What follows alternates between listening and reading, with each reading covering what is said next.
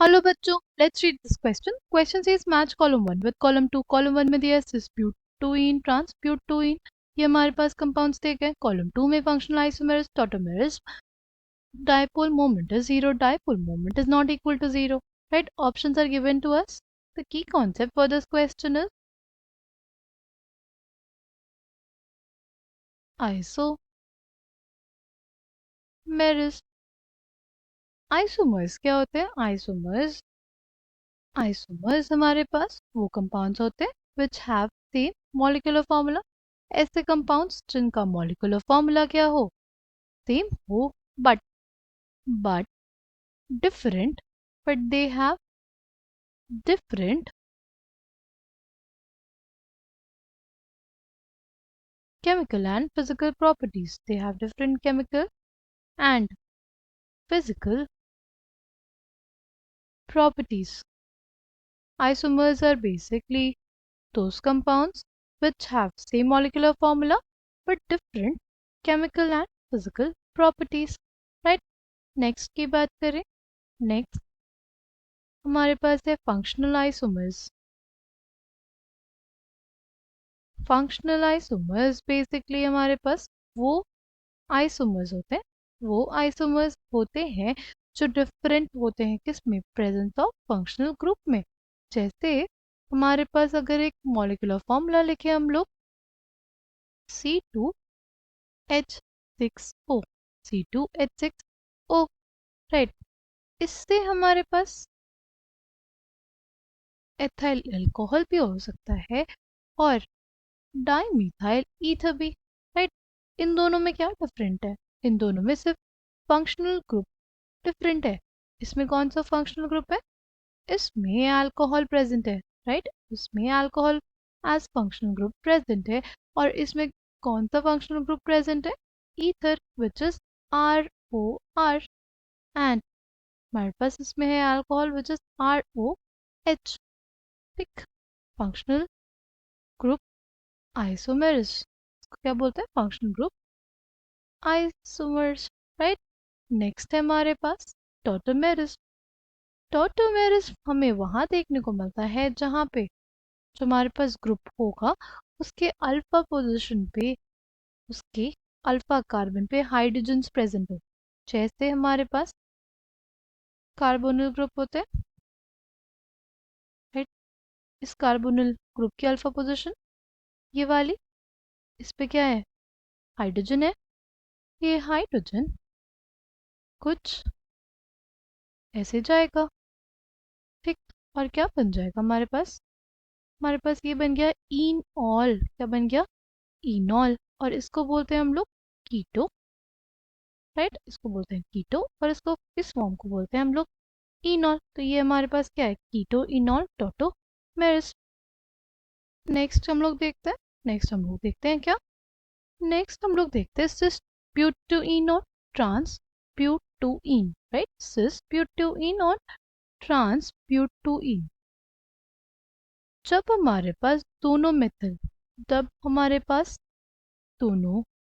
Methyl क्या हो? Same side पे हो, तो इसको बोलेंगे हम लोग सिस ब्यूटुइन. इसको क्या बोलेंगे? सिस ब्यूटुइन. और हमारे पास इसमें मेथिल ट्रांस ब्यूटुइन, राइट. इसमें जो मेथिल ग्रुप्स हैं वो ऑपोजिट साइड में, राइट. यहाँ पे जो मेथिल ग्रुप्स हैं वो क्या है? ऑपोजिट साइड में, ठीक है. और अगर हम लोग बात करें इसमें, तो देखो ये जो हमारे पास कार्बन है, यहाँ पे जो हमारे पास कार्बन है ये क्या है?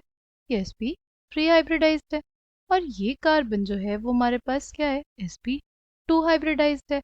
और कि हमें पता है कि जब हमें बताना हो कि डायपोल मोमेंट की डायरेक्शन क्या होगी, वो हमारे पास कैसे बताते हैं? जैसे HF था, ठीक. तो HF में हमारे पास फ्लोरीन क्या था? ज़्यादा इलेक्ट्रोनेगेटिव था, इस पे पार्शियल नेगेटिव चार्ज, और हाइड्रोजन पे पार्शियल पॉजिटिव चार्ज था. तो जब भी हम लोग डाइपोल मोमेंट दिखा देते हैं वो दिखा देते positive towards negative, right. Negative की तरफ क्या रहता था, एरो, एंड पॉजिटिव की तरफ क्या रहता था, डैगर रहता था, ठीक है। sp2 और sp3 में बात करें, sp2 और sp3 में बात करें तो sp2 जो होता है, sp2 हाइब्रिडाइज्ड एटम जो होता है वो क्या होता है, ज़्यादा इलेक्ट्रो नेगेटिव होता है। ज़्यादा क्या होता है, ज़्यादा इलेक्ट्रो नेगेटिव होता है। क्यों ज़्यादा इलेक्ट्रो नेगेटिव होता है, उसका रीज़न होता है ज़्यादा एस कैरेक्टर, राइट। अगर बात करें sp3 में तो एस कैरेक्टर कितना होता है, वो होता है 25%, राइट। बट अगर sp2 की बात करें तो हमारे पास sp2 में जो s कैरेक्टर होता है वो होता है 33.33%, राइट। तो इस वजह से हमारे पास ज़्यादा इलेक्ट्रोनेगेटिव सेंटर कौन है, ये, राइट। और कम इलेक्ट्रोनेगेटिव सेंटर कौन है, ये। तो जो डाइपोल मोमेंट की डायरेक्शन होगी वो किधर होगी, from positive to negative, right, from positive to negative. अगर देखो इसकी डायरेक्शन टू अपवर्ड्स है, इसकी डायरेक्शन डाउनवर्ड है, यानी ये दोनों डायपोल्स क्या कर देंगे, एक दूसरे को कैंसिल आउट कर देंगे, राइट। ये क्या किसके बराबर होंगे, ये बेसिकली होंगे इक्वल एंड अपोजिट वेक्टर्स के बराबर, राइट। जैसे हमने देखा था ना, जो हमारे पास डायपोल मूवमेंट होता है वो एक वेक्टर क्वांटिटी है, कैसी क्वांटिटी है, वेक्टर क्वांटिटी है।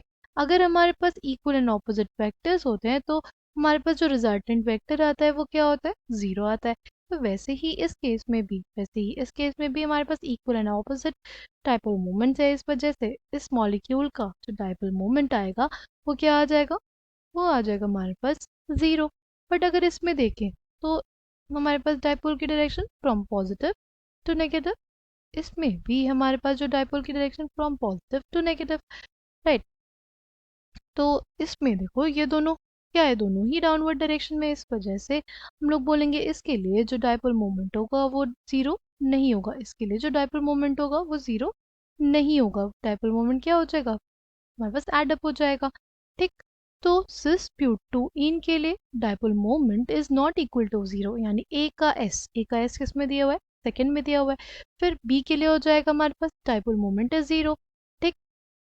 फिर हमारे पास सी देखते हैं, सी देखते हैं हमारे पास क्या है, हमारे पास है CH3 CH2 CN, CH3 CH2 CN, ठीक है।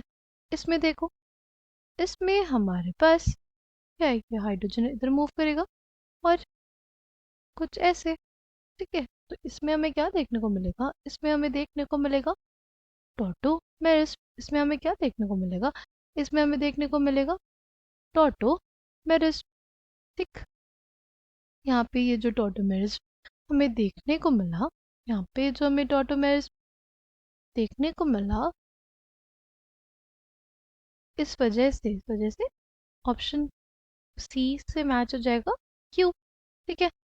अगर बात करें CH3CHO तो दूसरा मॉलिक्यूल ये है, इसमें भी कार्बोनिल ग्रुप के रिस्पेक्ट में जो अल्फा कार्बन है, उसके पास क्या है, हाइड्रोजन, राइट। इस वजह से यहाँ पे भी क्या हो जाएगा, टॉटोमेरिस। यहाँ पे भी क्या हो जाएगा, यहाँ पे भी हमें टॉटोमेरिस देखने को मिलेगा, ठीक। तो सी का क्यू हो गया, डी का क्या हो जाएगा, वो हो जाएगा फंक्शनल आइसोमेरिज्म। देखो हमने देखा था ना कि इन इसमें हमारे पास क्या था, अल्कोहल फंक्शनल ग्रुप प्रेजेंट था, इसमें ईथर प्रेजेंट था, इसलिए ये फंक्शनल ग्रुप आइसोमेरिज्म शो करते हैं, इसलिए डी का पी हो जाएगा।